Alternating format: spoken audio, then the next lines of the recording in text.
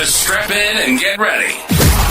The leaders in AFL SuperCoach are incoming, helping you win your leagues and climb up the rankings. You're now listening to the Insight AFL Show with your hosts, Big Horse and Skitty.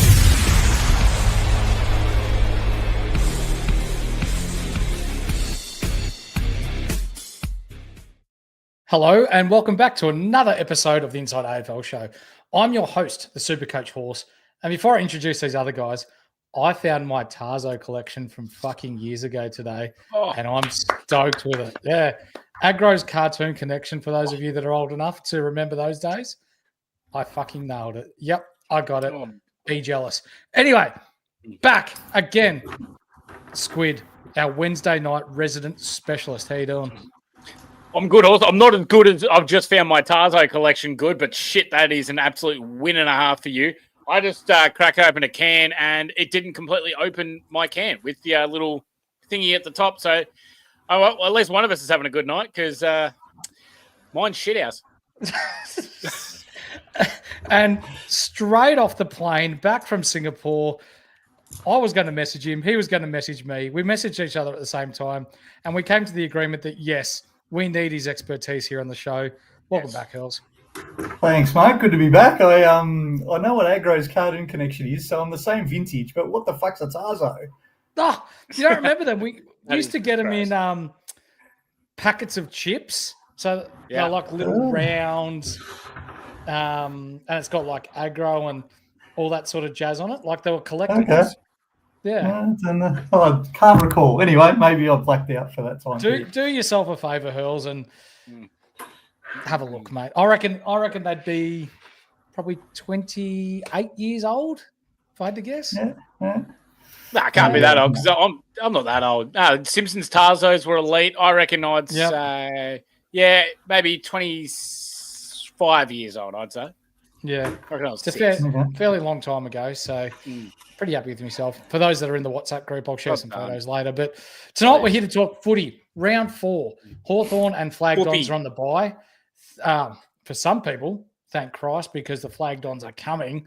But anyway, Hawthorn on the bye. It gives us a chance to look at the other 8 games, 16 teams, and the relevance behind each and every game. Before we get into it, though, like, subscribe, bell. We call it being the triple banger. But also, if you listen to us on audio, give us that 5-star review. Helps get us out into the algorithm. That is SuperCoach AFL, and gets us into the ears of other like-minded, banter-loving, AFL-minded people. So, please do that. Now, we're going to get stuck straight into it tonight. But before we do, our show is brought to you by the Standard Squeeze, who have been with us since day one. Use the promo code IFS2025 to get yourself 15% off everything in store. They are helping you drink responsibly and conveniently. Unfortunately, it doesn't help you open a can of beer, though, Squid. No, that's very, very disappointing, Horse. But you know what's not disappointing? That's Skitty Squeeze of the Week, ladies and gentlemen. And you can get your guesses in now. All you have to do is tell us who you think the highest individual SuperCoach scorer this round is going to be and what that number is going to be. If you're the closest, then you win great prizes from our beautiful day ones at the Standard Squeeze. Now, as you can see already, Corey comes in with Tom Liberatore, 152, which I really, really like. Cheese has gone in with Gorn at 180. Got to give Cheese a shout out, though, before we continue on. He came third in the Skodfather Cash League last week and won himself a nice little $50. So well done, that man. Well done. We love to say that. Last week, I was pissed because I nearly won my own competition. As you can see up the top there, I guess Jack Sinclair 163. Jack Sinclair goes 162. But then right at the end, Luke Jackson decides to go 165 and screws me. So love that from him. This week, I'm going a little bit of something because he hurt me last week. So I'm hoping he gets back onto it. Coming up against the Eagles this week, that's right, Finn Callahan, 158. Wow, hey. What do you got, Hurls? Oh, I don't even know who's playing yet. Can I come back to you at the end of the show? Yeah. Once we've done our previews, I don't even know what the games are. Of course you can, Hills. Let's go. I don't say this guy's name as well as you, Skitty. Matt Rowell. Oh, that's hot. 164. Against the Crom. That I'll tell you what, I've never been more excited for a Gold Coast Suns versus Adelaide Crom matchup. This is going to be that good. But we can't skip ahead, Horse. What shit game have we got to start with? I can't get onto this game until we go.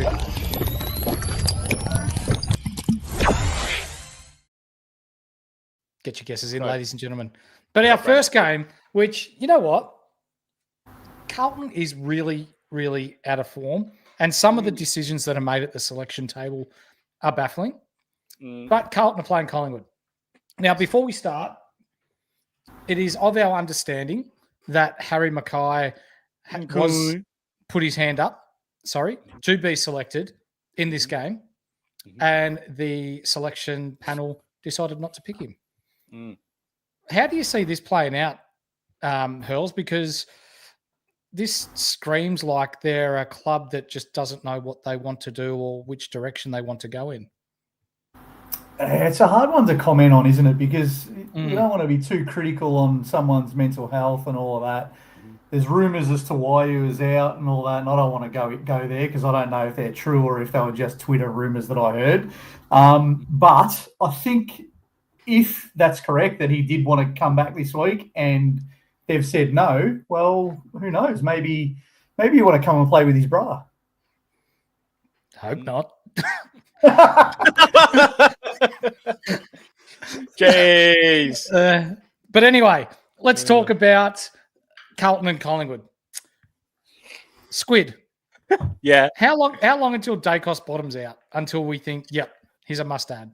That is very, very interesting, Horse, because we did look at I think it was Pete from Nerds for Life was having a gander at who Collingwood actually match up with in the next couple of weeks, which makes it very, very concerning. So he's obviously got the light defensive kind of pressure that George Hewitt will go to him in this game against Carlton.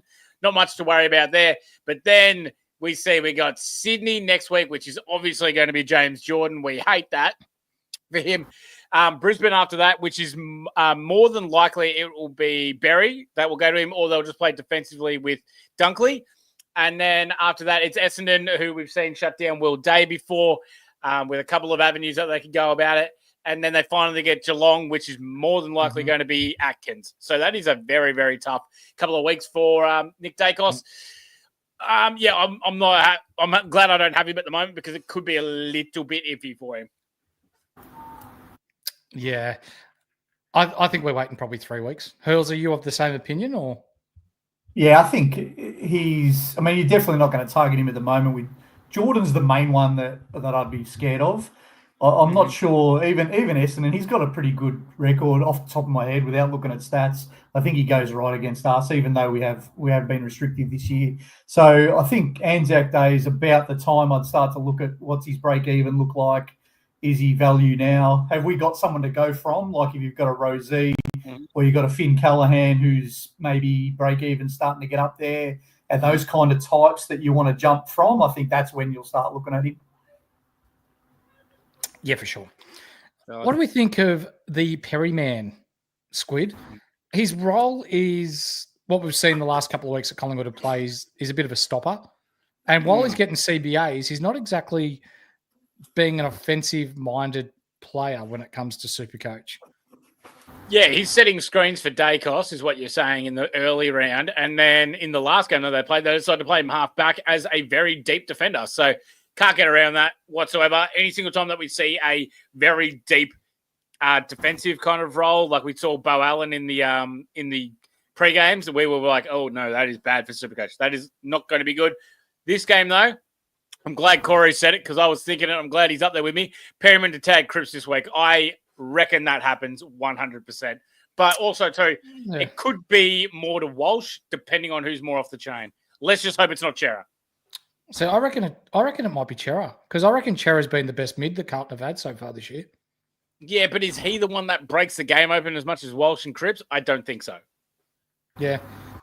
Cripps will still get 3 votes, no matter which way we talk about it. But how are we looking at Darcy Cameron?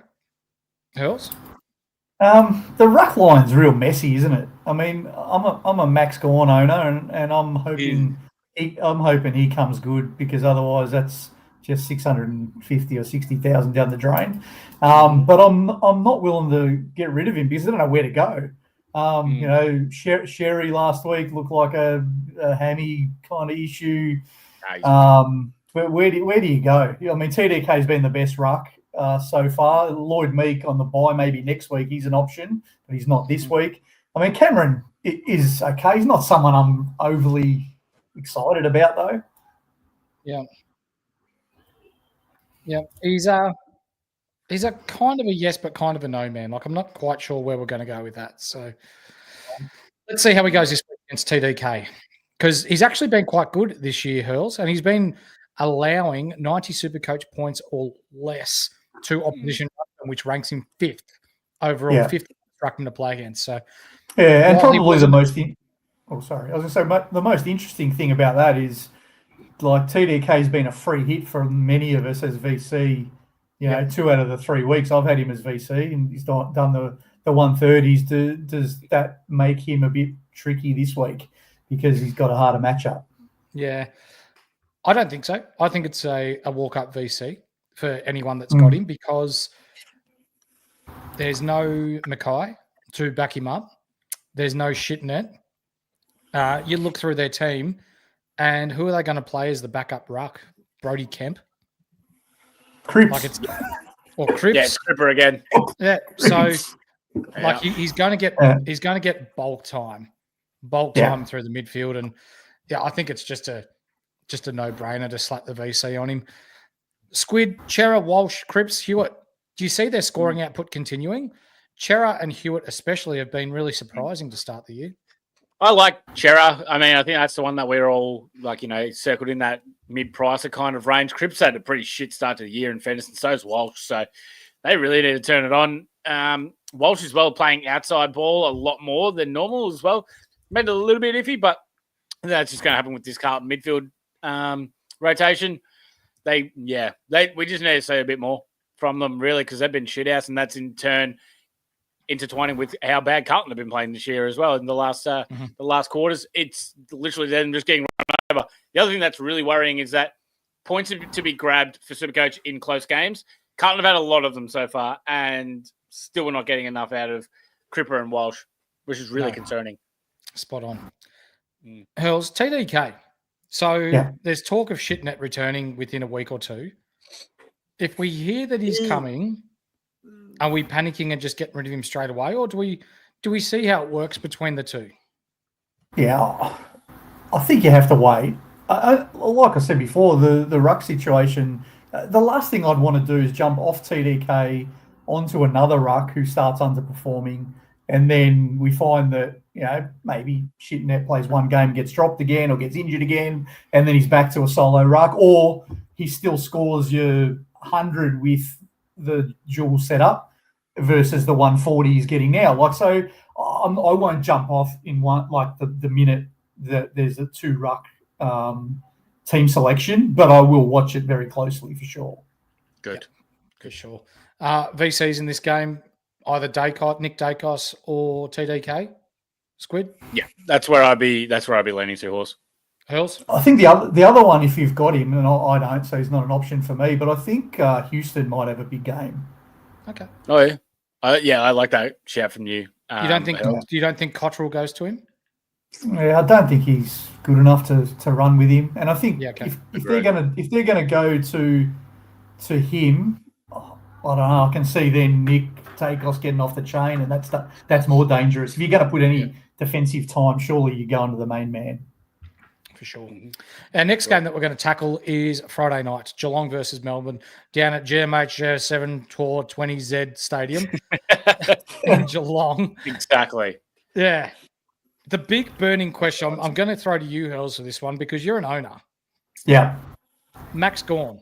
Oh, Horse, just quickly. Cottrell's out injured. Ooh. Oh, even better.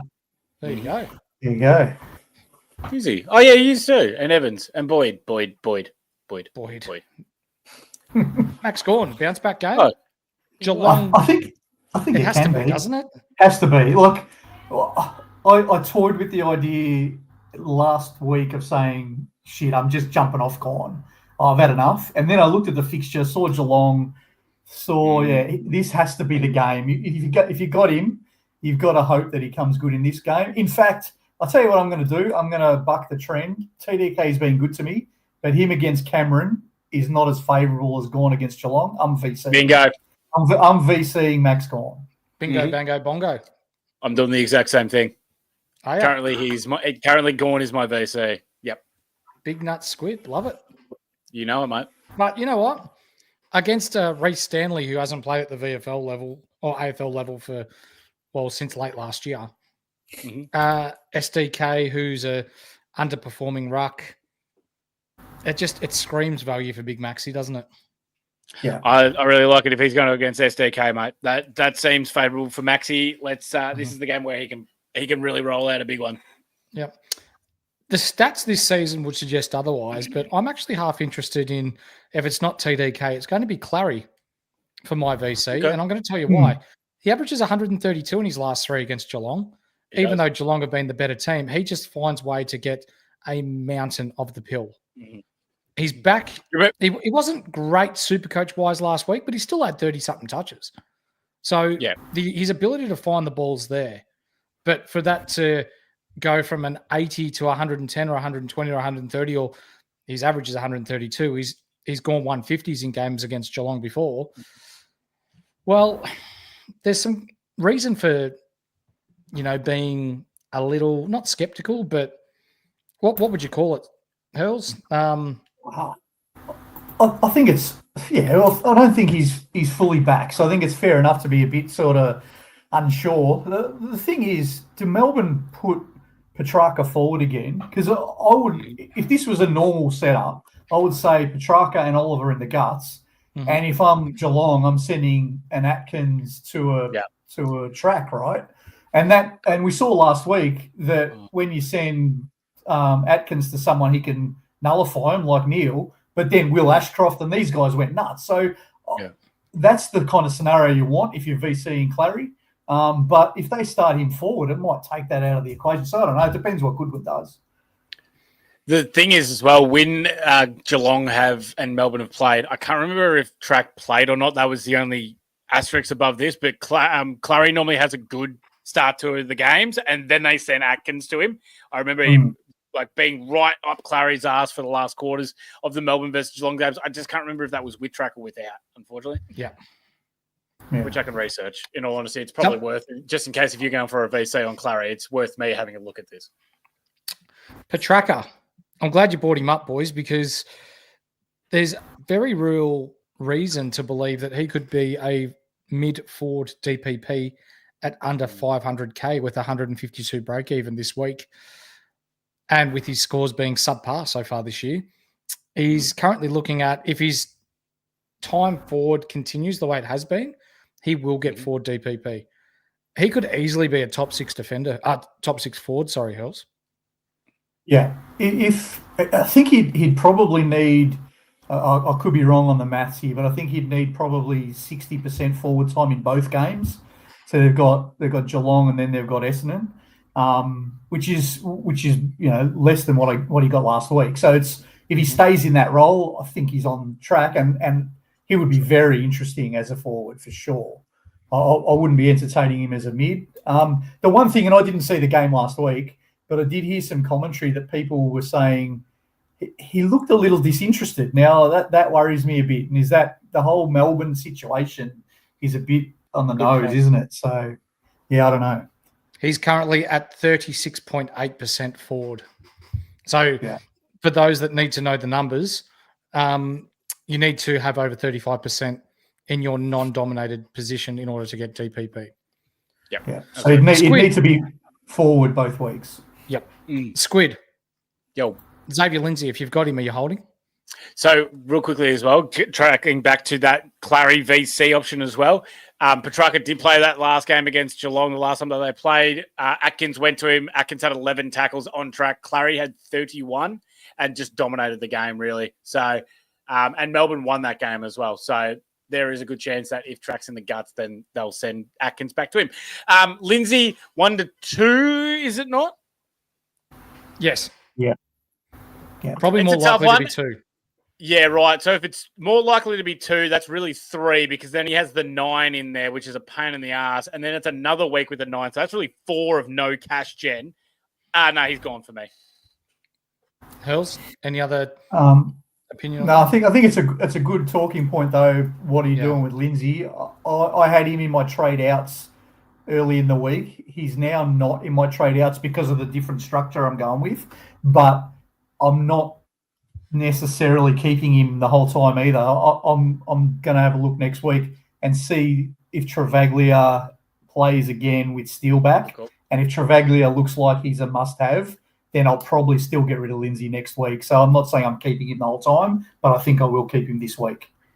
I think you've got to have the right trade-in target this week to be able to get rid of Lindsay straight up because, like, you could do like another player. The only reason I'm getting rid of Lindsay is because then I can get Bison and Humpy. So I'm going with both those guys. Yeah, fair call. Fair call too, mate. Are we just cutting our losses with SDK now? Absolutely. Yep.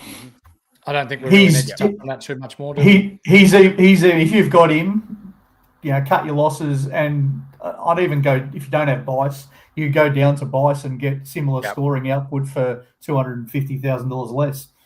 Yeah, agreed. Really liked Maxi Holmes in his role though, Squid. Oh, well, mate, we've loved him since. I think he's been one of our favourite guys on the pod, Maxi Holmes. So definitely has been. And again, he's just doing it again. It seems like he is the common denominator for Geelong now. There's so many guys that are moving parts in that Geelong side, going mid, forward, back, whatever. Holmes is the one that's just staying put. Scott trusts him with his goddamn life.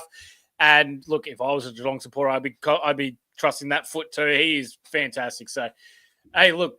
If you start with Maxi Holmes, you'd be absolutely laughing right now. Yeah, I think you're right. Mm-hmm. Yep. Tommy Stewart, he's got a 200 break even this week, Hurls. Yeah. Did some quick maths before we came on during the day today, and if he scores 100 in his next 2 games, he's still going to drop down to 430K. Oh my God. It's juicy. This is exactly what we're looking for. I mean, whether you like this player or whether you're looking for others that are fallen primos like this is the exact round 6 target that you're looking for, right? You're going to have your beefed up rookies that you're happy to jump off, and you might only have to put, let's be honest, you might only have to put 120 or 30,000 on Pryor's head or something like that to go to Tom Stewart. What a beautiful luxury that would be. How good's that? Yep. Baslenka. So he's been the topic of many a conversation in the past couple of weeks, and even including our pre-season where we spoke about his disposal efficiency and how shithouse it can be at times. And none was more so. You probably missed it last week, Hurls, being in the lovely land of Singapore. His disposal efficiency, 28%. I did hear that. And I'm still bringing him in to call me. Yep, call me and he still scored 80. Look,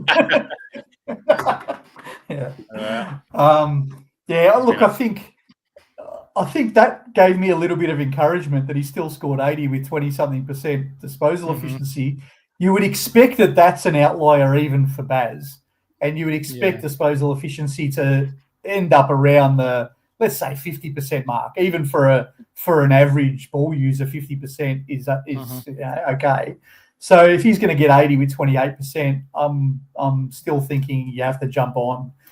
It maybe isn't as desperately a must-have as it looked, a week earlier, but I'm still going there because I've got a massive hatred for our man Pickles. So it's an easy trade for me. Facts. I'm picking him up too. Definitely. And we've already spoken about VC options in this game, so we can move on from that. And with Tommy, I know people in the community are a bit scared off by his injury history, but you know what? At the very worst, he can be a very reliable D7 Hurls, or even throw him in a flex when he's got a favourable matchup. Yeah, I think it's a trading game at the end of the day. If you can get someone who can go 100 like consistently over however many years it's been that Tom Stewart can average 100, even though that's short of D6 maybe at the end of the year, if you're picking up 100 average for 400K, then that's going to allow you to put some extra money elsewhere and get to a full primo side earlier. And maybe at the end of the year, that's the difference between having 24 primos or 22. And that can make a huge difference at the end. Huge difference. Yep. Huge. Yeah. Before we move on to our next game, our Unlimited League is still open and will be for the next 3 weeks before we close it off. It is 356460. I repeat, 356460. If you'd like to be a part of it, join the other 1,200 and something members, coaches that we've got in there vying for the prize each week, which is a standard squeeze pack, thanks to the guys at the Standard Squeeze. And this week, our winner was Aiden, coach of Redemption Arc, with a score of 2,141, which now has him 362nd overall. So congratulations, Aiden. Jump into our DMs, mate. You have won yourself a prize pack thanks to the guys at the Standard Squeeze. Woo! Well done, Aiden. Also, I'd like to say as well, I know Essendon don't play this week, but obviously I am trying my best for you and for Hurls and for our great community to make sure that this is the year that Essendon win a finals. Congratulations on day 7,515 without an Essendon finals win. So well done to you guys. But Horse, Hurls, I've noticed one thing when I've been doing this, that you guys aren't really feeling the appreciation of what I'm trying to do for you guys, right? So I thought to myself, I could sour about that, or I could ease you into it. And I think the better way is for me to ease you into it. So instead of me just saying, hey, look, it's day 7,515 without an Essendon finals win, I would also like to remind you that it is week 3 of Carlton without a win this season. 0-3. That helps. Is that better? Knock, knock. Who's there? Who's there? Owen who? 0-3.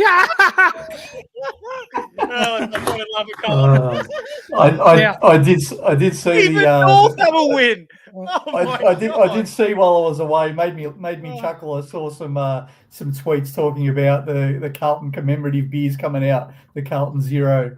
That was quite good. Nice absolutely one. Brilliant. Now, absolutely brilliant. This next game, lads, has the potential to be the game of the round. And that's Gold Coast versus Adelaide. And if we had said this at the start of the year, people in the community would just call us fucking crazy. But Gold Coast have thumped both teams they've played against by over 10 goals. And Adelaide look like they're a genuine good team in the comp this year. We know how hard Gold Coast are to play at home, but Adelaide have assets all over the ground and look really, really slick. Now, before we get into this, it is the Gold Coast players' bubble game. So even though we're in round 4, they've only played 2 games. So there's no player changes, no price changes, for Gold Coast until the end of this week. So if you think there's someone you want to jump on this week before they price out or before they get out of your range, now's the time to jump on. So I'm going to ask you first, Hurls.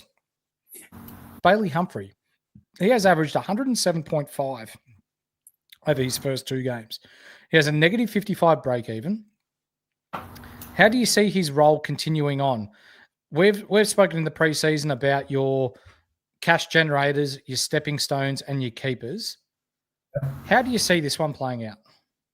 Definitely a stepping stone. I think there's 2. Well, you could even call him an overpriced rookie if you really want to get technical. He's only 270,000, so you're not even paying. And I think there's a couple of points to make here. Some people who are against the Humphrey and the marriage picks, because you can put both of those together. They're both priced similar. They've both got similar break-evens. They're going to make a lot of cash. People who are against that are going, but look at what happened to Fraser and look at what happened to SDK. Those guys are 370K. That's very different to 270K. So I think these two are really safe. They're really safe cash cows. They're going to make minimum 120, maybe 220 if they do what you want them to do. But I think if you're going either of them, and it's really personal choice which one you go with, and I have a personal preference for marriage, and we can talk about that when we get to the West Coast game, but I think both of them are great picks, and I think as long as you temper your expectations to say, I want this guy to do 80s or 75s, and I want him to make 150K or 200K max, then that will be a great pick. If you're thinking he's going to get 107 for every game, playing a high half forward, rolling up, that's not going to happen. There's going to be weeks where he doesn't get – he had 23 disposals last week. He's a high-impact player. So he doesn't need 30, but there's going to be weeks where they lose and he doesn't get that impact either. And he'll get a 70 or he'll get a 65. So as long as you're happy with that and you're happy with cash, then go for it. But don't expect 107. Do you know what? I was digging into the stats that our man Deadly has put together over the course of the weekend. And I'll give him a shout out because he does do some really good work, even though I know his head's going to swell to the size of a beach ball when he hears this. Right. But he's dug into the ability of Adelaide's backline and in particular the smaller backs. And they average as a collective under 50 SuperCoach points per game on the players that they play on. Mm-hmm. So this week, you're getting him while he's averaging 107.5. And Bailey Humphrey is better than other small forwards in the comp. His role would suggest that. But don't be surprised if he punches out a 70. I agree. And the good thing, though, is he's got North Melbourne and then Richmond to follow. So I think his cash gen is going to be okay if you just take a 3-week collective. But don't bank it on this week. Don't go in thinking, if he doesn't get 100, it's a failed pick, and I've just wasted the trade or whatever. Pick him for his cash gen. Pick him because you can take a rookie off the field, and in the consideration. And this is why I'm only going one of Marriage or Humphrey, because most of us have got 4 what we would consider keepers, right? So I'm going only one of them because I'm really comfortable to play Davidson, Kako or Hewitt and have one of them on the field. So I don't want the 2 of them, which then restricts me from getting any DPP guys. But if you want the 2 of them and you're happy to have a 6-deep forward line and take those other guys off the field, then that's a part of the equation as well. Yep. Squid, care to add to that?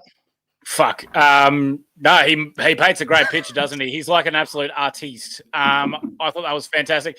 But everything he just said, I'm still going Humpy over Marriage. I would rather the better player on the better team that is better at kicking the football. That's who I trust a bit more. He plays on ball as well. I like what Hells is saying with Marriage, but I just think there's games where West Coast are going to get absolutely pummeled, especially without Puddin in the team.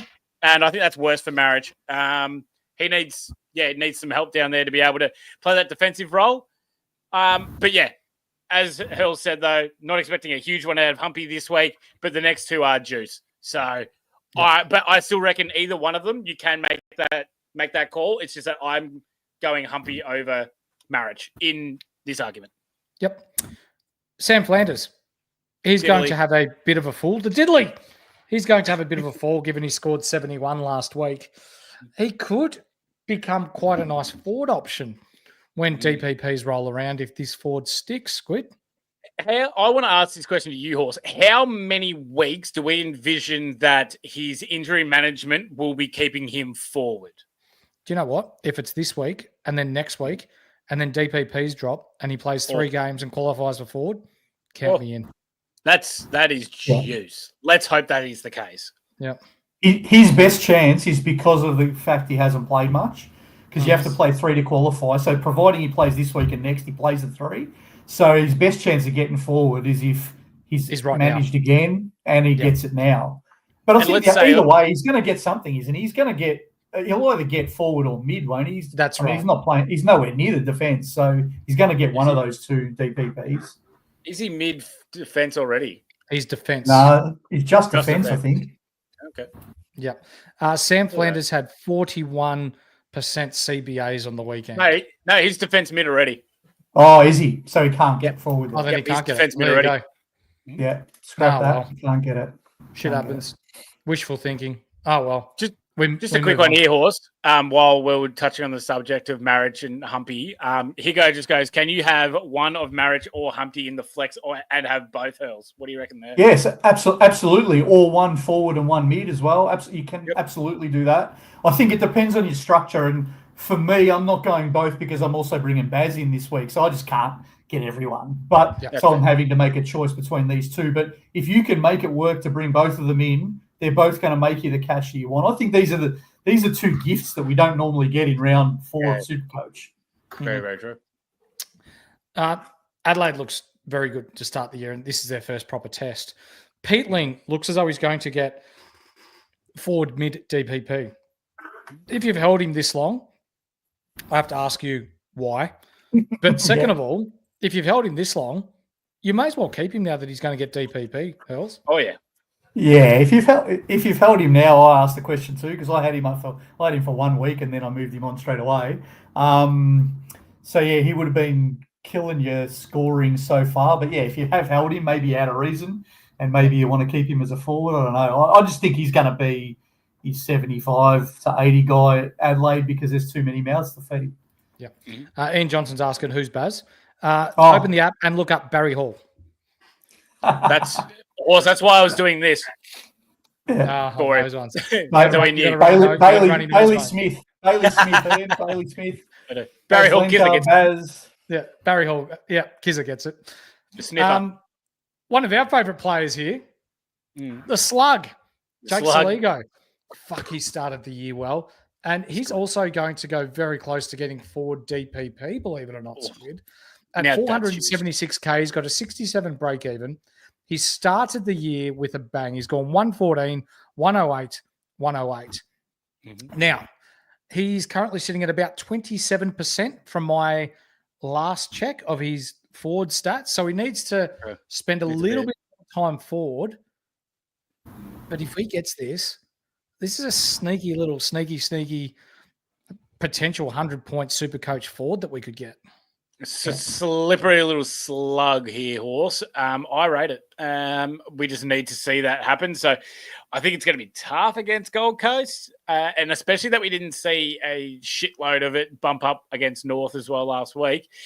And actually, all of them, and you think about it, Crom have absolutely destroyed everyone. So I don't think he's going to get it, but let's just hope and pray because that's a nice one for us. Let's hope Nixie decides that Draper's going to start instead of because Rochelli's now out. So and he wants to put Draper in the middle because last week he played Draper forward. If you could put Draper in the middle just for a couple of weeks, please, Nixie, and let the Slug play forward for a couple, that'll do us. Love and kisses, the Insight family. Yeah. Isaac Rankin, he's a star. And he looks prime for his best year. Should he stay out of the MRO and should he stay injury-free, Squid? Yeah, absolutely. No, mate, he's always that one that you look at as Adelaide as that danger guy, that game taker. He was fantastic last week. So, I mean, look, everyone that started Rankin instead of Pickles, you'd be absolutely laughing. And those people that started with Pickles, you're an absolute fuckhead, skid, dumbass. Same, but he's gone. Yeah. So I've probably unbroken him by trading him out, mate. Yeah, I'm holding him one more week, and I don't know why. I honestly have no idea why. I think I'm just an idiot. And I like pain. No, you never know. At home this week, we'll get into it later against St Kilda, but he could have a week this week. Now, Rory Laird's our last play that we're going to talk about. He's got a break-even of 115. He's got 104 average. Hurls, I know he's been a SuperCoach pig in the past, but I think his best is behind him. Yeah, probably. Again, it's probably not enough to be a D6. It's like not. If you started him because you knew he was going to get defence, I don't know how many people would be in this boat. So maybe it's a waste of my breath. You'd be okay with it because then you're going back. You know, he goes back and he averages 100, and you have him till the end of the year, and maybe he's your last upgrade or something. But I wouldn't be jumping on him now at that, especially the defenders are going nuts this year. Our midfielders have been shitting themselves and the defence has been brilliant. So you wouldn't be jumping on Laird even when he goes to defender, I don't think. Tips for this game, boys? Gold Coast? I was about to say, you haven't done the tips for the first 3 games, so I'm going the Pies quite comfortably, I think. Pies beat Carlton. I'm going Geelong over Melbourne, and I'm going the Suns here. Same. I refuse to pick Carlton, even though I think they could win this week. So I'm going the Pies just because I hate Carlton. Geelong at home, and this game I think Adelaide might beat Gold Coast. I think they'll go up there, and I think they're a really good side, Adelaide. The only thing I'm spewing about is this clashes with Doncaster. What a shit time slot. Saturday afternoon race day, and they put this game on. This is the best game of the weekend, and it's going to clash anyway. I wouldn't have noticed that, but that's all right. But, you know, if this was in Adelaide, I'd take the Crom easily, but I'm only taking it because it's up. It's up there. Yeah, it's a fair call. Fair call. They play it so well. Noah Anderson's going to have 170 Supercoach points. Actually, Noah Anderson at home, 170. Yeah, I was thinking it. I was like, actually, that's a really good one for squeeze. Yeah. Shit. Let's get into the next game, and it's Richmond versus Brisbane. Go on. Saturday Arvo, 4:15 at the G. It's a matter of who's going to cop the VC or the C tag in this game. Hurls. So you've got Lachie Neale, who's gone 162, 143 in his last two against the Tigs. Dane Zorko, who is averaging 136.7 points per game this year. Will Ashcroft, who in the last 5 quarters of footy has absolutely popped off. Then you've got Josh Dunkley as well, who's been ultra consistent to start the year. What do you do? I think you probably think they're all going to go big, and you hope that you pick the right one. I can't imagine that they're not. I think that Zorko looks the safest because his game's so SuperCoach friendly. He just, the kick-ins, he hits the targets. He's just a jet. So he's probably the safest one. But we just know Lachie Neale is going to feast on Richmond, isn't he? He's been shit for us owners, but he did it against West Coast. He got the 140. He was crap in the other 2 games. So this is his good game again because it's a terrible opponent. So I hope he does. But, yeah, I probably don't trust him at the minute to make him captain or vice-captain. Yeah. I think I'm with you. Is Camden McIntosh just not going to go to Chuckies? Probably will. Yeah. He probably will. And then we're screwed again. Has he stopped anyone, though, since round 1? Not really. Good question, actually. That is a great question. Levi Ashcroft. He had an absolute shitter last week, but his cash gen will surely restart this weekend against the Tigs on the wide open spaces of the G. Now, when we talk about Richmond, is Nank the only Richmond player that you can trust, Squid? That's even pushing it, in all honesty, Horse. But yeah, if you really have to put down to it, Nank's the only one. I mean, look, he's had 2 goods and 1 poor. I mean, look, if you have Trainer, yeah, boy, we love that. We love that from Lukey Trainer. Yeah, and pretty much other than that, nothing really else. I mean, Lawler, is very up and down with how he's going to be able to score from the offensive end of Richmond. So, yeah, that's pretty much where I'm sitting at it with Horse. Remember, 2 games ago, not one of them scored over 90 SuperCoach points. That is unreal. Yeah, not one of them over 90. Yeah. Oh, my God. See, I actually think Richmond at the G could do what they did against Sydney last year, though. Brisbane aren't great at the G. Do you think Richmond are going to beat Brisbane? I'm not saying they... Actually, no, I'm going to say it. I think they're close. Yep. Wow. I think this is going to be much closer than what you think it is. Oh, look, I'm not going to sit here and say they're going to lose by 200 points, but I'm also going to say that the Brisbane Lions are going to beat them. How much? Give me over-unders. I think they'll win by... I think they'll beat them by 50. Bolter bet? Yeah, right. Deal. You've heard it here first, ladies and gentlemen. Bolter bet. I'm going the unders, you're going the overs. Is it 50.5 or 49.5? Oh, I'll take less than 8 goals, no worries. 49.5. Yeah. 49.5. So your VC or C option for this game, Squid, if you had to choose? I'd take Zorko. I think Zorko is just pretty safe. And the Richmond forwards, they're putting all right pressure on, but one of their best pressure guys is Mantle, and he's out for 3 weeks. So, we'll see who comes in. But, yeah, I'd take Zorks. Yep. Hurls?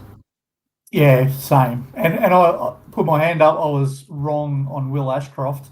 Those that sold him would be kicking themselves after he's turned it all around.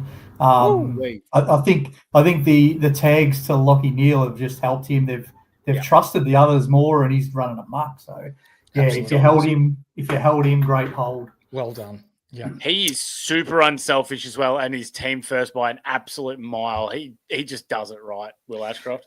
Now, Squid, we're going to talk about the North Melbourne versus Sydney Swans game, South Melbourne, Saturday, under the roof at Marvel, 7:35. But this is your team, mate, so I'm going to let you kick this one off. Thank you, Horse. But I've got some business to attend to. Last year, as many of you people would know, you beautiful people would know. Hang on, Squid. This is news. It's time for some news from around the league. Give it to us. I had some cheeky bastard come into our chat last year, and he decided that he would put a bet on the line with me, without just bringing it on me to make sure that I had to take it, because he knows that I can't back down really. And it was North Melbourne winless versus the Sydney Swans lossless. Lossless? Yeah. $100 to charity that the Swans would beat North. Well, obviously I took that bet, but this year, Phil, golden tonsils, baby. How the turns have tabled. I am confident. Phil, $100 bet on whichever team loses has to donate to Are You Okay? So I'm waiting your response, and I got 2 words for you. Go, Ruse. No. Hey, Horse. No, I'm kidding. Just throwing out DX solar bloody signs for those that are listening on audio. But yeah, let's go, Ruse. Let's go, Ruse. This is our game. We're interchange infringements, and we're fucking golden. Let's go.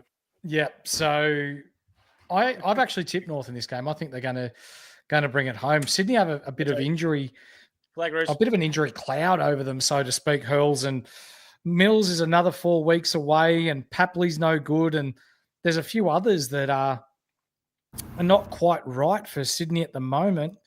They might have a few coming back this week, like Logan McDonald and Lewis Melican, but you need chemistry as a team to play well, and Sydney just don't have it at the moment. Errol Goulden's out as well. They're missing. I was just going to say they're missing Goulden desperately. He's that link player from the back half to the middle to the forward line, and they're missing that. So while we love that Roberts is the designated kicker, and occasionally you get Blakey running down the field, they're missing that precision kicking from last year that they could go end to end and you didn't even touch it. It's just not happening for them at the minute. But I don't know, they might still win this game, but they are just travelling, and that's all. Jono wants a bolter bet as well. Yeah, I'm on too. I'm shaking. I'm with that. That's fine by me. So, Squid, I'm going to ask you, mate, because last week, halfway through the third quarter, Clarko shifted Sheasel back to half back. And it was like it was a light bulb moment for Shees. And he went from someone that was a little bit fumbly and struggling to find the ball to the Sheasel that we know and love. Yep. Get the confidence back. Do you think this role sticks for a little bit? I think we'll see. Look, it's Harry Sheasel. He is our best distributor by foot, bar none. I think Daniel had a bit of struggles early, but he then switched it back on in that game against Adelaide. I think Sheasel went back there just to generate a bit more run from behind there as well for North. Sheasel's going to move wherever the hell that North need him, because he can just do it all. He can play forward, mid, back. So it doesn't matter. I think we're going to just see the magnets moved around when it comes to Harry Sheasel. What do you reckon, Hills? Yeah, I think it's an interesting one. I've seen a lot of people trading him out. Yeah. 4,500 of the communities trade him out so far. Yeah, and I'm not going to. I've got far more issues to try to fix in my team than Harry Sheasel. But the new way of SuperCoach is that if you've got these blokes who you've paid $640,000 for and you can redistribute cash, I can understand it. I'm not going to tell anyone don't do it. I wish I was in a position where Sheasel was my only concern and I could sort of go there, and I'm not. I think he'll come good. Does he come good enough to be D1 like we thought at the start of the year? Maybe not, because the role isn't there, but I think he's still good enough to be a top 6, and so I'm going to hold. Yeah, I'm the same, mate. Squid, hamstring, awareness for Cherry, nothing to worry about? I don't think so at all. If it is, then Brynn will come in, maybe even get to see Finbar or our big man, Taylor Goad. So I'd love to see that. He was good in those practice matches we went to watch.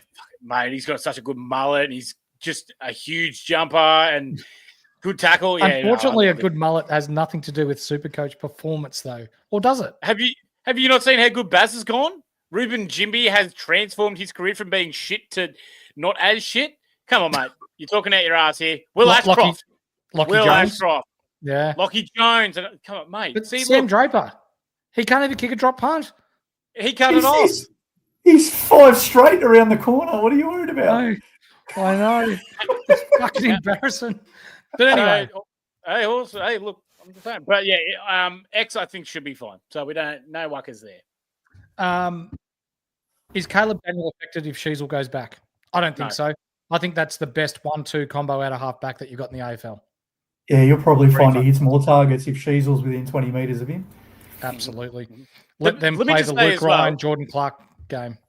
Yeah, let me just say as well, Caleb Daniels' problem isn't him, right? It's the fact that no one's leading up for him up the ground, and then he sees people where he can't get a kick, and then he realizes he's under pressure. So, and that wasn't because of North's structure or anything like that last week. That's because Adelaide's bloody machine-like defense was unbelievable last week. They absolutely destroyed North. Systematically, we're everywhere. That was Collingwood 2023-esque defense that the Crom were playing. You looked up and they were everywhere they were meant to be, and they were just running as a wave. It was unbelievable. I'll tell you the one thing though, Squiddy, about Daniel, this is not exactly Supercoach, but he needs the 45-degree kick for 30 metres. That's his one wood, right? Whereas the last 2 years they've had Sheasel and McKercher who take territory forward. And so I think it's probably just an adjustment, right? Like Sheasel could get out of trouble and still hit a target 45, 50 up the field. And McKercher could run, get the receive again and go again. Daniel's not that. Daniel's a 45-degree, 30-metre kick and then go and get it from another kick. So they just probably have to adjust the way they're trying to set up for him. You're 100% right. But we also did see that in the Melbourne game. Like that exact thing that you're talking about, that did work in the Melbourne game, and it just did not work in the Crom game. So I think we can probably see it a bit here in the Swans. Yeah. Especially at Marble. No weather, beautiful. You good, Horse? And we lost him. I can't tell. Is he frozen? I thought he was. There we go. He froze.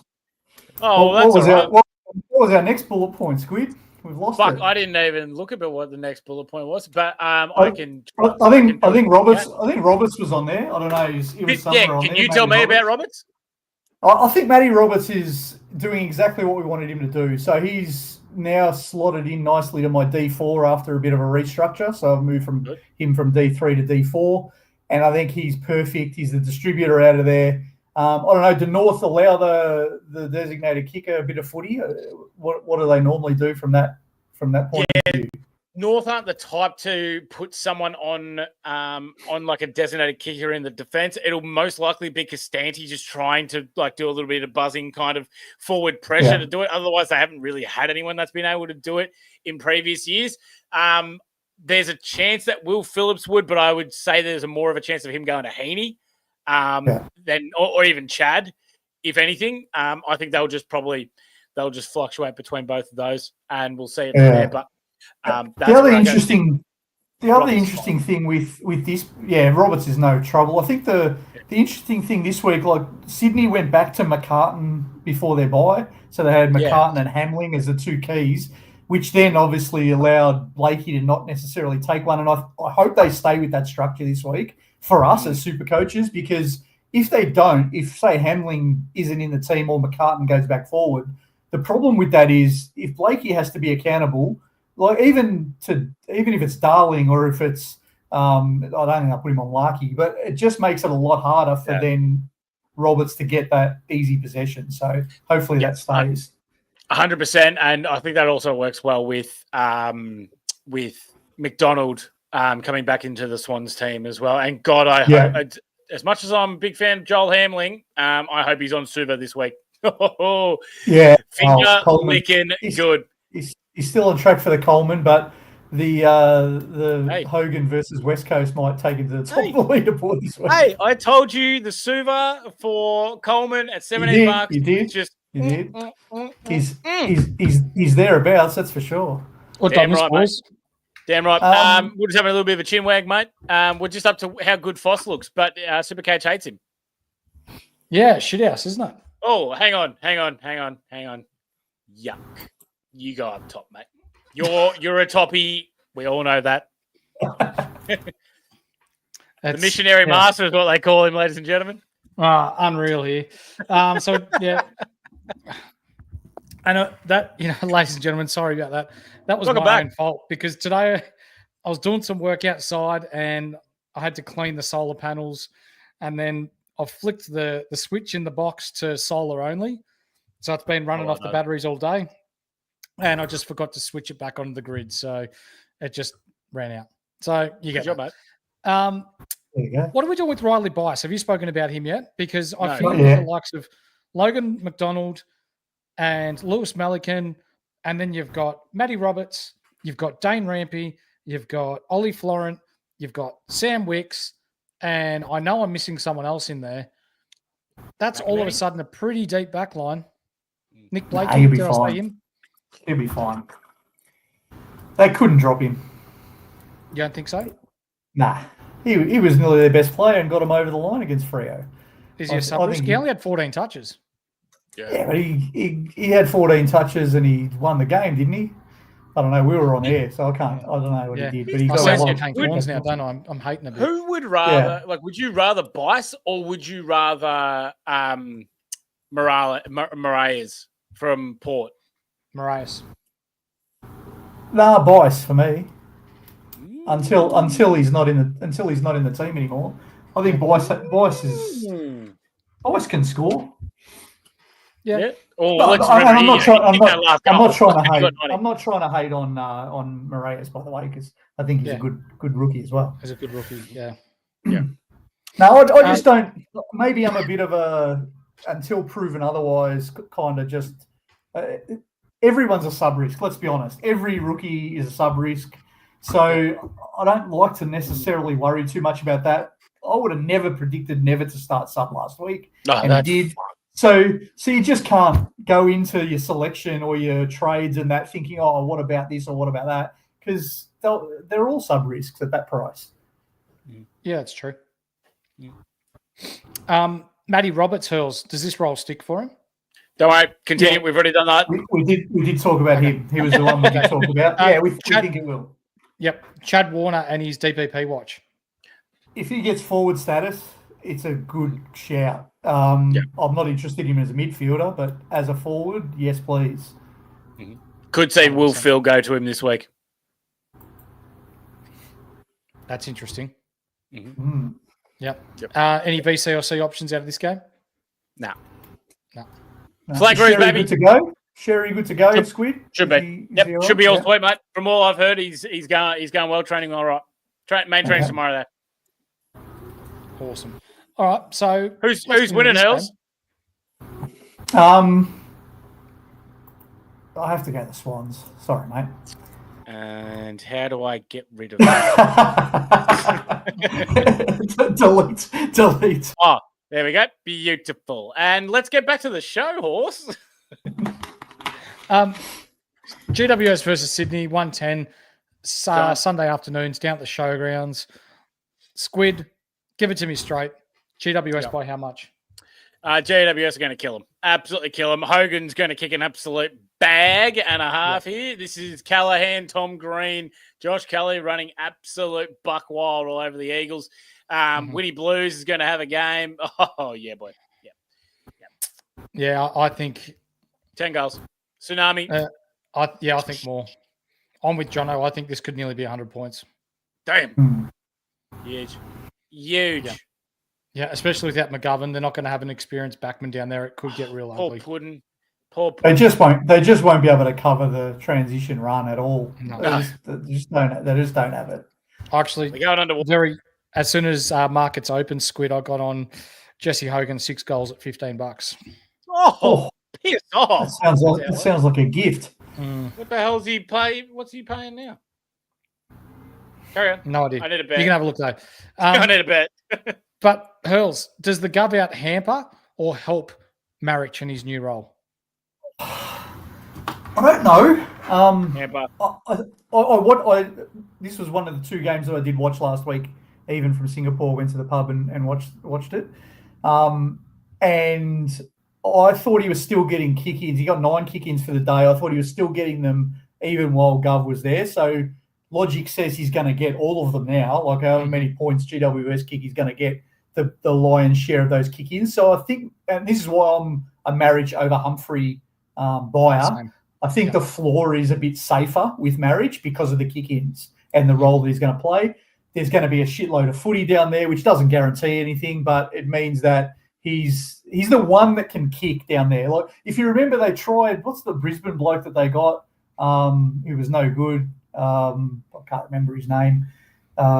Anyway, they traded him in last year. They tried Rotham as a kick out. They tried all these other blokes, and none of them could kick.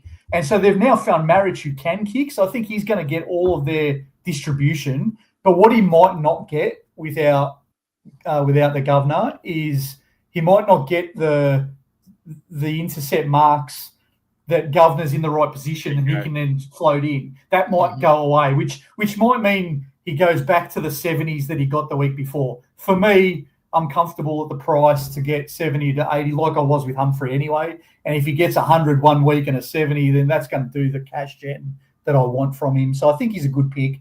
But again, I just temper expectations. I wouldn't be expecting 100 like I wasn't expecting it from Humphrey either.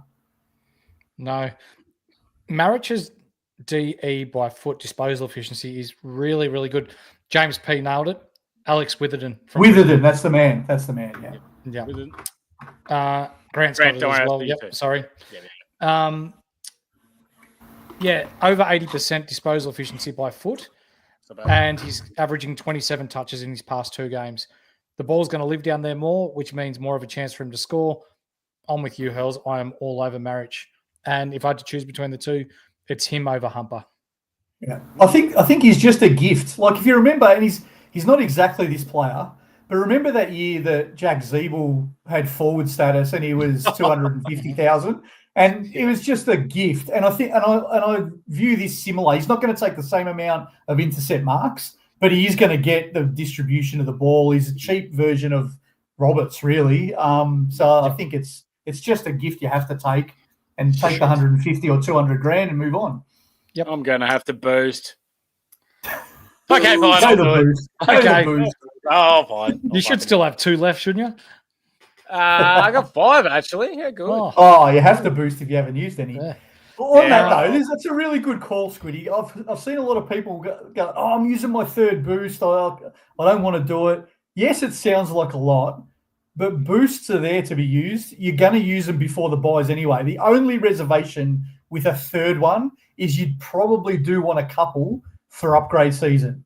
So absolutely. 3, if you're using your 2nd boost, go for your life. That's fine. 3rd boost, just think about it, because you do want some weeks you're not going to be able to go 1 up, 1 down. You're going to need to go a 3rd trade to get the upgrade done. So that's why you want probably 2 or 3 of them for that round 7, 8, 9 kind of period. But you want them all gone by the buys. Mm-hmm. That's right. The next player I want to talk about, boys, is Jack Graham from the West Coast Eagles. 376K, crossing from Richmond. He's gone 107.97 and he's on the bubble this week. So he's got an average of 102. Are you buying? Break even of 19? Not for me, mate. I'm just, I can't get over not having a midfielder and then just a ruckman that is not capable of hitting him every single time. No, it's just not it for me, unfortunately. No, 100%. I think the other 2 have presented themselves at 100,000 cheaper. Makes it impossible to pick him now. Like, if they didn't show up, maybe he would have been an option. But if you're talking about forwards, you've got Baz, Humphrey and Marriage to pick from, you're probably not going to go Jack Graham now. For sure, mate. Liam Baker looks like he'll probably have to go back into the midfield to chop out a little bit, which, is sort of the Mr. Fix-It, so that's not really great for Supercoach. So I'm pretty happy fading there. I've chosen Jesse Hogan, Squid, but which GWS forward do you think pops off in this game? Yeah, no, I think it's Hogan. Hogan with no matchup whatsoever. They'll give him Edwards probably, and then it's Hogan's going to take the piss out of whoever matches up next to him. You can even try and take Cadman for a bit of extra cash, but still, I think this is going to be an absolute wave of goals by their half forwards. This could be one of those games that you take 3+ for Hogan, Cadman, Toby Green, and Stringer, and the four of them probably all kick 3. Stringer I prefer the high half forwards. Stringer loves bagging out against shit teams. He does. Fucking oath he does. He does. Bloody oath he does. Not that at Essendon he got to play many shit teams because he was on one, but yeah, he definitely loves bagging out against the shitter teams. Finn Callaghan, bounce back game. Evidence would suggest so, with West Coast averaging the most amount of Supercoach points to any midfield at over 108 per player through the midfield hills. Yeah, even the ones they tag still get 100. So I think he's going to bounce back. I picked him up last week and he dropped out of my score. He wasn't even part of my best 18. Finn McGuinness is one of the best taggers when he's on. I know. James Gordon tagged for bloody 2 years and then they chuck him on Callaghan. Anyway, that's last week. I think he'll be fine against West Coast. Look, they might try to run a Baker with him or something, but I don't think it's going to matter. There'll be so much free footy in this game. I think the last point's the good one. Is Whitfield the one who suffers because it's just not down there enough? Yeah. The midfielders will be fine. Yeah. Tom Green, Squid. When do we buy him? Still a little bit off Tom Green right now, Horse. Tommy's going, 574K. He's got a break even of 137. We're looking at it probably, they reckon he's going to be 11,000 drop, which would get him, and he's still got the 89 against the Hawks in there for a little bit. So I'm going to give it a couple more weeks. I think we can see a little bit more cash go down. I think you'll have a belter this week, but I'd still give it just that little bit more, Horse. Then who's they got next week? They've got the Saints, and then they've got the Crom. Ooh, yeah, so I'd probably get him maybe next week or the week after. Yep. And you nailed it just then, Hurls, is Winnie Blues, Lockie Whitfield. And mind you, surprise, surprise, guess who comes on our screen? It's Ryan from Astute Newstead. Yay! He's back, the man with the shittest mo. Any sort of financial leads, residential home loan needs, Ryan is your man. Use the promo code INSIGHT. His link is in the description below. Tree's in the chat. And he does everything for you free of charge if you mention the name Insight when you do chat finances with him. So get a hold of him. Yeah, good guy. All of us GWS. Yeah, definitely. I think the other one to watch is if you've got ruck issues. I have to be careful how quickly I say that. If you've got ruck issues, Briggs is going to be very cheap in a couple of weeks. He is. He's still got his 9 from his concussion in the system. Yeah, he's got the mortgage on the roll. He got a 99 last week. He'll smash it this week because they don't have a ruck West Coast. So he's someone to keep an eye out for. Love it. Let's move on to Port Adelaide versus St Kilda at Adelaide Oval. We saw in the preseason over at Adelaide that Port smacked the pants off St Kilda, and it'll probably happen again. But what the fuck is going on with Pickles, Hurls? He's doing exactly what we thought he would do. He's just a sook. He's just disinterested. He's disinterested. I can't tell if he's one of those blokes who sooks it up because he's got so much competitiveness or he's got no competitiveness. I can't tell. It looks too obvious that he's just a sook because he's not going his way. But he legitimately looked like when he dropped the mark last week, his bottom lip hit the ground. I couldn't wait to trade him out. And this is one of those ones where take everything I say. If you're holding Pickles, don't listen to what I'm about to say because I am completely biased. I didn't want him.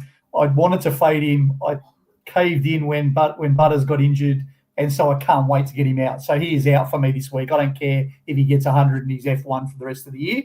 But if you are a holder because you think he will be top 6, I get that too. It's just not for me. I'm off. Squid? Look, I'm giving him another one. It hurts as much because I have stuff all hope in him, really. But I'm going to give him one more week just because I'm trying not to piss off as many primos as I did. There's a reason why I started with him. So I'm going to have a bit of faith, even though I think he is a disinterested type player at times that walks too much when he doesn't want to play defense. So that's our Pickles. Windhager goes to Rosie. Squid. Yes, I would assume that Windhager is going to go to Rosie. I love what Ross Lyon has been doing with the double tag. Just tag as many players as you want. I love what he's doing. So I'm on board with what Ross is doing. He's the man. And I think he has to go to Rosie. Unless he goes to Horn Francis, because it seems like he's quite easy to nullify with a tag this year. Hurls, is it time we take notice of Jace Burgoyne? So he did score a 50 in round 1, but since moving to halfback, he's gone 127, 121. Bang. He's at 449K, and he's got a break even of 19. What a man. Yeah. Look, he's an option, but is that the kind of priced player you want to jump on at this stage of the year? I mean, maybe if you've got an SDK or maybe if you've got someone like that, he might be an option for you, but he's certainly not in the kind of realms of price I'm looking to bring in the back line, that's for sure. But yeah, if you've got a crappy sort of failed mid-pricer in your team, maybe. I just don't want anything to. This might be really, this might be a really biased thing to say. I just don't want anything to do with Port Adelaide. They've shown in the first 3 weeks to me that they are only going to turn up when the sun's shining and it's nice. And when it gets a bit hard, against Collingwood, they turned it up and didn't try. Against Essendon, they turned it up and didn't try. And I'll be honest, I don't think Collingwood are world beaters, and they still got flogged by them. So I just don't want any part of Port Adelaide this year. Good call. Squid. Very cool. Hey, look, Hurls hit the nail on the head. They lost to Essendon. They fucking suck. So, yeah, I don't want them. Except for Marias. Marias, I can get around with 13K. Cash cows are fine. Well, that's a different story. Yeah. But also, too, like, I like Burgoyne. He was one of the guys that me and you, Horse, always talk about. Like, we just say, just imagine if he was that halfback flanker, if he was that halfback flanker. Now we're kind of there. I'm more than happy with putting Jason Horne-Francis into my flex, pissing him off and bringing in Jace Burgoyne if that's a 1-for-1 swap, because I think there's a good chance that Burgoyne could be like one of the top 6 defenders if he plays that halfback role for the whole year, and we don't have to worry about Kane Farrell or anything like that. He's got enough defensive presence behind him. He's got enough attacking forward to be able to use it. We know how good he is by shoe. I really, really like him. So if you do, Squid, can I throw this at you? Yep. If that's your thinking, why don't you do it this way? He's not getting a better matchup for the year than St Kilda. Very, very true. But why I don't personally do it is because I have other people that need to come out of my team, I'm not trading primos out unless I am absolutely have to, which Jason Horne-Francis is very, very close to being. God, I wish I took Rankin. Did you know in Jace Burgoyne's 38 games, Hurls, he has gone at 75% disposal efficiency or higher in 35 of those 38 games? I didn't know, but he's a jet. I'm not surprised by that stat when you throw it at me. He's a really good footballer. Yeah, I can't claim that either. That's Deadly's, and I know he's in the chat, so he will be moister than an oyster now that he knows he's getting some credit. Fuck him, horse. That's all you, mate. Willem Drew, is he going to Jack McRae? Oh, I hate that you just said that. No, I don't think so. I don't think Drew's been tagging that much this season. He didn't tag Merritt. Tackles and a half, didn't he, a couple of games ago? Yeah, it doesn't mean that he was tagging, though. I think he was. Probably has to go to McRae, though. Who else is he going to go to? No one. No one. Rosie. Unless Jack still plays. Unless Jack Steele plays after the late out last week. I think you'd let Steele run around and go with McRae. Maybe try to take away something from McRae. I don't know. I don't know that he can stop him winning the first possession, but maybe he went to Toronto. Well, maybe Sinclair might be the good shout there, Squid. That's not happening. Nope. Sinclair or Wanganeen Malira. Maybe that's the play. Although maybe they're more likely to be what's the guy, the forward bloke, Burn Jones. Burn Jones might go to one of them. Yeah, good. Maybe Pal Pepper to one of the others. Maybe, I don't know. Yeah. Are we sure that he hasn't been tagging Jason Horne-Francis for how piss poor he's been playing the first couple of games? Willem Drew tagging his own teammate. Yeah. Horne-Francis has been pretty shit. So do you know what? Willem Drew questioned Ken Hinkley, but Ken told him to do it. Yeah, exactly right. He's like, all right, fuck it. I'm in. Is Romo going to feast against Jordan Sweet? Yes. Sweet hasn't been allowing been a pushover, big but scores. No. Yeah, Romo's starting to come good now, though. Romo's just he's a good, solid, honest ruckman, isn't he? Really, like you'd love the way he goes about it. Yeah, Jack Sinclair stocks. We know that they're as high as the basketball ring in the background there. Squid, he is way up there. But are we still as high on Isaiah Wanganeen-Malera as what we were in the preseason, Hurls? No, probably not. I think there's been 3 or 4 primo defenders who have really stood out. So I think people have now gone, all right, if I'm going to go into some of these, I want to go Sinclair, or I want to go Whitfield, or I want to go Zorko, and everyone's still got Sheasel probably. So I think that's probably why everyone's now, Wanganeen-Miller has done nothing wrong. He's still getting 100, but he's not with that top echelon probably. So that's probably the challenge there. I guess the thing is with these guys, and if you're going to bring in Sinclair, last week was the best time to do it. Probably this is the last chance to do it if you are going to.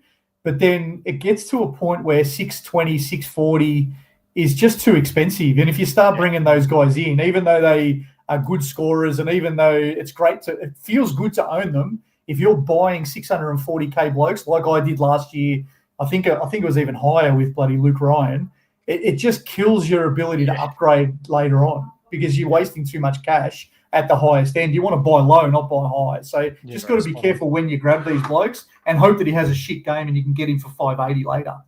Yeah, exactly right. Port Adelaide in this one, lads. I really want to tip St Kilda. I really want to tip the Saints. But it's in Adelaide. I'm going Port. I can't tip Port, can I? After I've just bagged them and set them off them, and you're tipping Saints. Well, this was the preseason game where we thought the Saints were witches' hats, wasn't it? They beat them by some stupid amount. Let's see what happens now. If they turn this around, that'll be the end for Port. If they turn that margin around, they're in all sorts. The last game, not against Dingo, not at Adelaide Oval. If it was at Marvel, I'd give them credit. The last game we're going to talk about is Fremantle versus the Western Bulldogs at Optus Stadium, which will be concluding as we go to our Sunday night. And I guess the question remains, can Libba, without the likes of Bontempelli and Treloar, continue this incredible form that he's in? He's averaging 131 so far this year, Squid. Yep. No, and he definitely can. 100% he can. He's just been unbelievably good. So we love what we said from Libba. We knew this was going to be the case. It's just that Treloar and Bont are going to be back at some point. So, yep, still probably 3 weeks away by the sounds of things. Yes. Yeah, maybe longer. I think didn't they even say it could be longer for Bont? I don't know.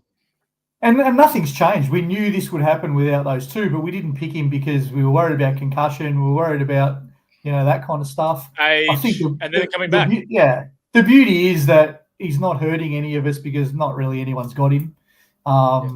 Otherwise, it would be a painful one because he will keep doing it till they're back. Yep. Ed Richards' bounce back game, Hurls? Only 76 last week. I don't know. I did notice. I had a look at the Squadfathers trade video, and Richards, after being the weapon, is gone from the Squadfathers team if he holds that trade this week. So maybe that'll make him bounce back. But yeah, it was disappointing, wasn't it? I think he's one of those guys that if you picked him, you would be disappointed because you need that pick to go at 100 plus. At that price. Yeah. So if he's not going at 100 plus, it becomes a failed pick. But all of our mids have been disappointing. So he's just one of the other ones that's in that bucket with the rest of them. I think you're right. Yeah. Why is no one talking about Sam Darcy, Squid? He's gone 76, 117, 125 in his last 3. Oh, mate, he's been absolutely unbelievable, and he's about to tear this competition to shreds. No one's been talking about it except our main man, Kizza, our Punters Club Presidente. Hats off to you, my man. He's been all over that shit. I was going to say, though, Squiddy, why haven't we heard more from Kizza about – because he traded him out after the 76. Oh, did he? Oh, yes. no. So you got to back it in. I'm pretty sure. I don't know if he's in the chat. Let us know, Kizzer, if that's true. I think he might have traded him out after. I think he traded him out after the 76, and look what he's done since. Yeah, exactly right. But either way, Darcy. So Corey's just put up a good one here. That Riley Thilthorpe has been good as a Supercoach pick. The difference between him and Darcy is that Adelaide have been absolutely flogging people week in, week out. So Thilthorpe is just eating the ball, while Darcy is doing this against the top echelon. Well, not the top echelon of Carlton, but he's been doing this against good teams, better teams. Yeah. So it's more sustainable for Darcy than it is for Thilthorpe. Yeah, I think he's one of the most exciting players in the comp, right? But I still don't want to be picking key forwards. No, it's a bag of shit as well. He should be playing for North. Piss off, father's son. Anyway, Tim English, Hurls. Is he broken? Is he broken? He was the number one ruckman 2 years ago. He was the number one ruckman, right? And now he's averaging 84. Everyone wants him. And now last year he turned to shit, and he's just carried on this year. I don't know. Yeah, something's not right. But Horse, what? Where's he playing this week? Oh, he's playing in Perth. In WA. There's something about that. Oh, here it is. Here it is. For all those people that took Tim English, it's your time for the C option on Tim English. I'm sensing a Lockie Bramble responsibly coming up. There's got to be something going. Oh, boy. Boys, figure out what Tim English is paying for a DAT. IJ, we'll get to that in the Punters Club chat, mate. Will it be the Sarong and Brayshaw show, given that the Dogs don't really tag anyone? Yeah, the Dogs don't tag.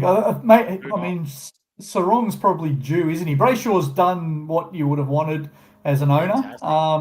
If you had Sarong, you're probably actually feeling okay with it because he's got 100 and he's copped 2 tags. He's probably the only primo bloke who has had tags and not been really shit. He still hasn't done the primo stuff, but he's at least got away with 100 against Jordan and 100 last week as well. But maybe this is the one where he pays everyone back and he gets the 150. I actually rate Chris and his knowledge on footy. Thilthorpe and Darcy are the top 2 ranked forwards since round 21 last year, according to Champion Data. And they're 22 and 23 years old. That is absolutely outrageous. Yeah. I think that. Jordan Clark looks legit off halfback. Been saying it. CKC, baby, represent. Jordan Clark has been unreal since he's been back there. Have you got either of them, Squid? Unfortunately, no. I do not. That's all right. Yep. That's all right. Daily Bale comes back big time for us. Yeah. Oh, shit. I was misquoted. They're all players, top 2. Yeah. Wow. How about that? Mm-hmm. There you go. Erasmus, or Erasmus, however you say it, Stocks. He's on the bubble. Hurls, do you think he keeps his spot? No. Good call. Young is back in the waffle this week. He will take Erasmus's spot. I think Young's back shortly. They've got O'Meara probably back, who might do a tagging job, maybe on our mate Richards. So if he comes back in, you're looking at Erasmus goes first. Probably Johnson gets moved out of the prime mid after that. So I think, if you own those 2, I would be concerned. Yeah. What's Kizza saying? I always think Erasmus' name is spelled backwards. Yeah. Sorry. Samsar. I've got a message that I'm going to share with the guys inside our Patreon a bit later on from our Freo contact, and it suggests that Hayden Young might be straight back into the seniors this week. Oh, really? Wow. Okay. Fair enough. And one of the ones that may make way will be Erasmus. So yeah, I think that's the obvious one. When he's back, I think Erasmus goes. And then if you've got him and O'Meara and all that, the good thing we have found though last week, because I don't think he got hardly any CBAs. Our mate Noddy is still going to be a premium scorer from the wing, so that's good for us. So anyone who was worried about him when those blokes come back, don't worry, he's going to go to the wing and dominate. There you go. How good? Meant to be back in the seniors, and Sean Darcy back to waffle this weekend. Beautiful. How good is that? Jeremy Sharp laid the blueprint of how to score Supercoach points from a wing position last year. Noddy comes back and says, "Oi, mate, get the hell out of here. I'm going to take your position and take all your Supercoach points. Thank you." Oh, what a king. What a king. Let's just hope that Justin Longmuir doesn't realise that playing through the wingers is shit, and that's why they're rubbish. Yeah, 100%. Let's go. I think that's about it. Apart from Luke Ryan, what the fuck has happened to Luke Ryan? He's going to be free soon. Free to a good home. Yeah, and you know me as well. I was advocating that the reason why he was so down on form was because Alex Pearce was injured last year. It's not even that. It's just not it anymore. Pearce is there doing a great job. I know. I was with you. I had him in my first team. I thought he would be a great defender, and he's been terrible. Shit house. All right, so there are our games for this weekend, ladies and gentlemen. Now, before we get into our Cone of the Week, Squiddy, you're going to do a little bit of a talk-up of our Punters Club. Here comes the money. Here we go. Money talk. Here comes the money. Oh, ladies and gentlemen, I'll tell you what. If you are not part of our Punters Club, last week was a shit week to not be in it because printing money, robbing the bookies is what we love to do. We do it together. It is fantastic. The Gats and the Dats are going absolutely off their chopper. We've already seen one punt come in for this week where shout out to everyone in the Punters Club. You guys are absolute legends. Obviously, our Presidente Kiers, Pistol, Bartlett, Deads, Horse, everyone that's in there, that's in the absolutely loving it. We've already got a bet in for tomorrow night. Bag is at the line at halftime, and then for Collingwood to win the game because we know that the Baggers love to ship bricks after halftime. So that's a good one there. I think it was paying about $5.50 from Bartlett. That's beautiful. But mate, last week Kizza almost getting the 1,000-to-1 multi if Will Graham kicks one more goal, but he still walks away with $131 to 1 multi. I hit a 17, and if I got one more goal out of Lance Collard instead of two of those behinds, that was a 200-to-1 multi. And I nearly got Jacob Costanti for 3 goals at 81 disposals. We got him for 2, which was $17. $81, not 81 disposals. Yeah. Sorry, $81. Yep, correct. So we nearly had that one, but that we take 17s. Yeah, so jump on in. We have a bit of a chin wag together. We decide which ones we like. Everyone's got their own view on it, which makes it good because then we go against with the we go with like what the data is telling us, and we come out on top. I'm pretty sure we definitely had an unreal weekend. I withdrew $800 and the dollar's already barking at me to deposit it into the baby fund. Yep. But that's into Skitty's beer fund. Smart lady. Remember, Lockie Bramble responsibly, and you only bet within your means. So there is no judgment there if you want to be part of the Punters Club. Join our Patreon, which there is some hot American guy that wants to talk about it. Want to take your SuperCoach game to the next level? Inside Fantasy Sports are bringing you exclusive content all year round, such as weekly expert Q&As, team, trade, and captaincy advice, statistical deep dives, priority podcast questions, and tons more. So what are you waiting for? Get full access to the experts. Go to patreon.com/Insight Fantasy Sports and subscribe to Insight Unlimited today. Spot on. Plenty of good stuff going on in also there, including...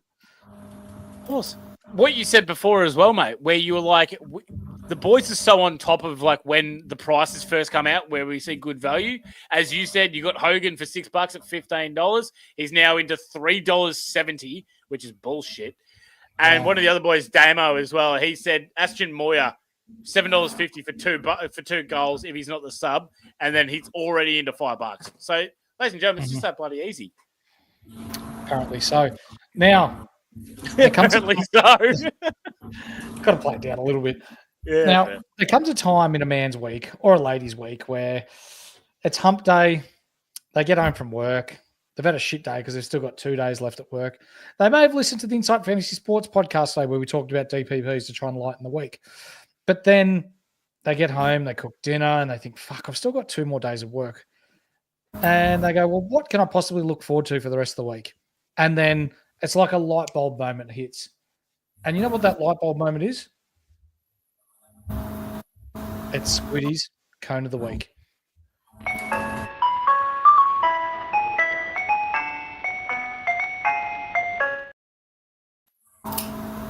Oh, Horse, there's a bit going on in this week of footy, Horse. I'm going to put on my favourite background for this one because Carlton are 0-3 and they are killing their supporters.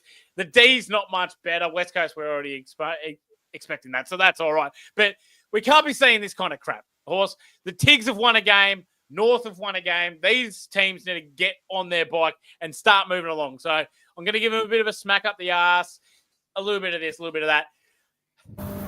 You might be thinking that, Squid, you're targeting a certain club or a certain type of players today. And you know why? Because they fucking need it. Because there's been shithouse. Harley Reid.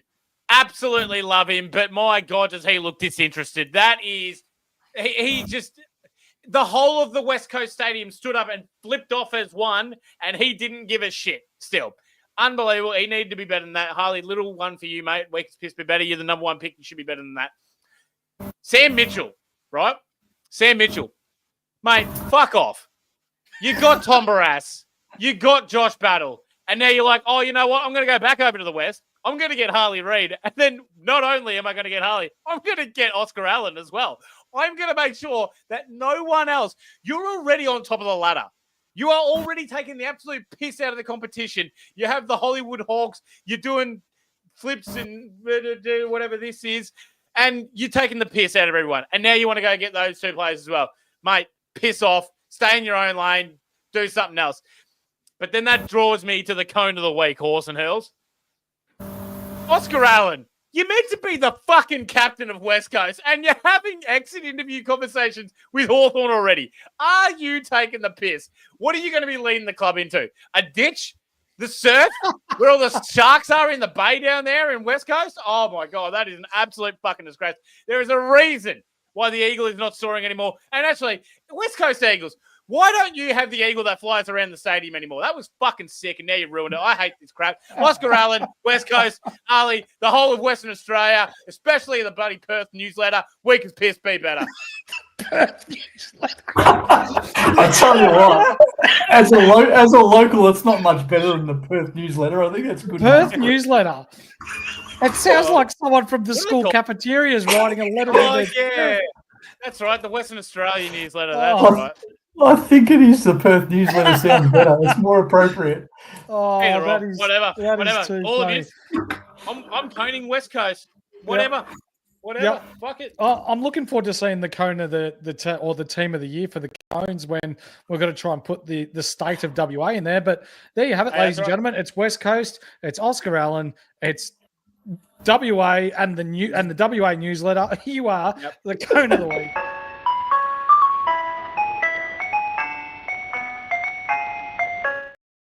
This is too funny, mate. It's obviously the Premier's fault. So we can just put him in there. That makes it easy. He needs to turn his state around because that's shit out. Absolutely does. Also, too, Rory Lobb is 100% not becoming the cone anymore. He's been fantastic as of late. We need to change that, don't we? Oh, mate. He got blue hair for the dog celebration. He made Dan Richmond orange. Get blue hair. He then punched Mason Cox in the face, and now he has his hair like a lobster. I mean, he's been unreal. He's just been fantastic for the game of football. I reckon Dan Gorringe now becomes our cone of the week. Who? That guy. Richmond Gorringe. There we go. Play on him. All right, ladies and gentlemen, there's our cone of the week. We should really get stuck into some questions. It's question time. Let's answer your questions for the week ahead. And you're right, Jonas, being the captain of West Coast and talking to a rival club, he has just made the un-Australian team of the year. Couldn't agree more. What a goddamn disgrace. What a goddamn disgrace. That's like you doing a league with the Godfather without telling any of us here at Insight. It's just fucking. You wouldn't never do that.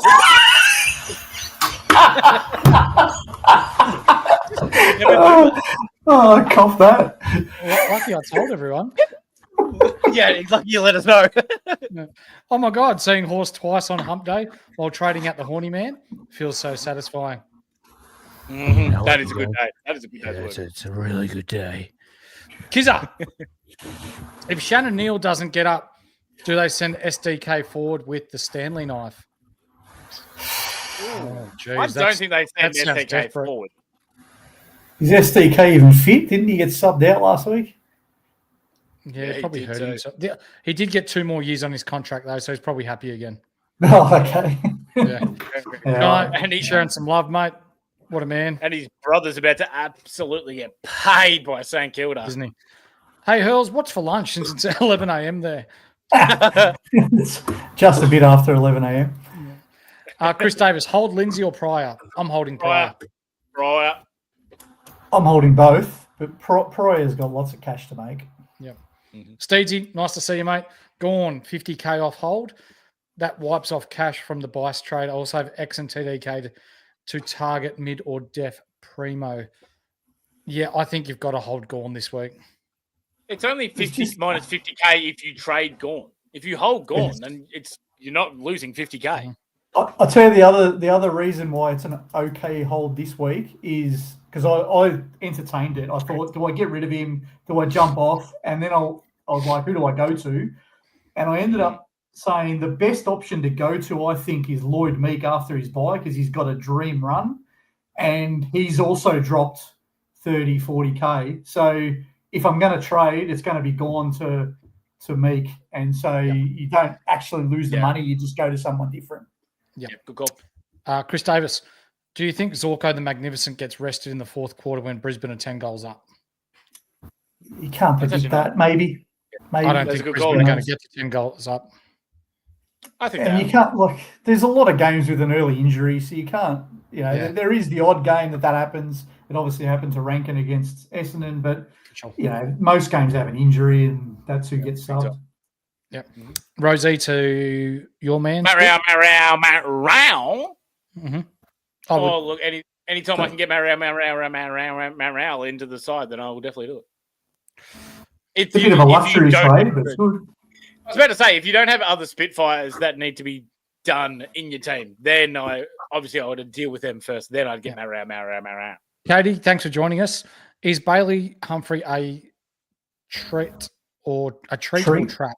I think he's a treat for cash gen, and he's a stepping stone into a. I think you hit the nail on the head. As long as you're viewing him as a cash generator and not a keeper, if you're viewing him as a top 6 forward, I think he's a trap.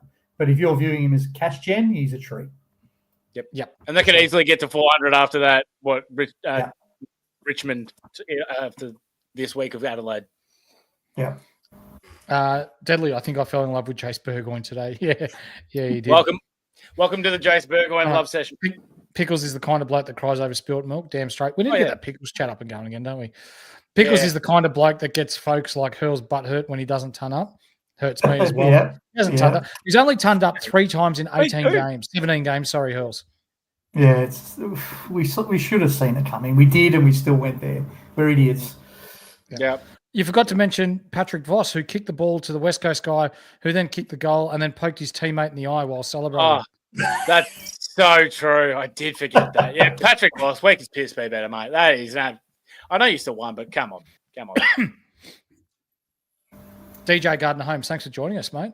If Petnet or Shitnet, DJ Gardner Holmes. That's elite. If Pitnet is named next week, do we flip TDK straight away, or do we give him a couple of weeks to see what's going on at Carlton? I think we wait. I can tell you what's going on at Carlton, and it's not fucking good. But either way, I'd wait a couple of weeks. But also, too. I beg to differ. It is very good. What are you talking about? 0-3. Yep. 0-3. I'm going to wrap this one up, ladies and gentlemen. We've been going for about 100 minutes now, so thank you for joining us. Hurls, thank you for joining us flat on the back or on the back of returning from Singapore to jump on and chat footy with us. No problems, mate. I got my SC fix now. I'm back. It's good. And I'm one more week and then off to gather round. So take the family over mate. and watch some We might have to footy. get some live coverage from Hurls in the crowd smashing beers at gather round. I don't drink. Much. I'm the odd man out here. I don't drink. I punt, but I don't drink. Squid, thank you for joining us again, mate. The staple of Wednesday nights, and the cone of the week is nothing without you, my friend. And we're all nothing without you, Horse. So we very much appreciate it. But I'll be back bigger and better than ever, as always. Got to keep on coning people. People need rockets. Right. People need rockets, Horse. And we're the one that have to supply the rocket. Absolutely. That's right. Ladies and gentlemen, if you're not a part of our Patreon yet, the link is in the description below. Click that. You'll find that on audio as well. Jump in our WhatsApp groups where there's plenty going on. You've got us three lovely gentlemen talking footy. We've got our very own Doc. We've got Nerds for Life, Pete from Nerds for Life in there.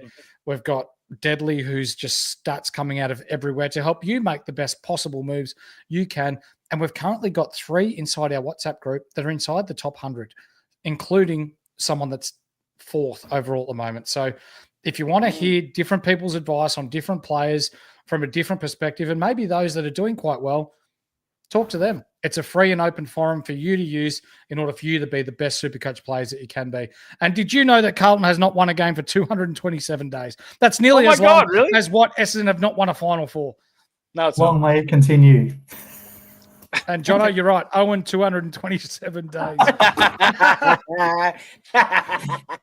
Yeah, I will, Jonas. His camera view is shit. It looks like he's kneeling down while he's talking to the camera. Hey.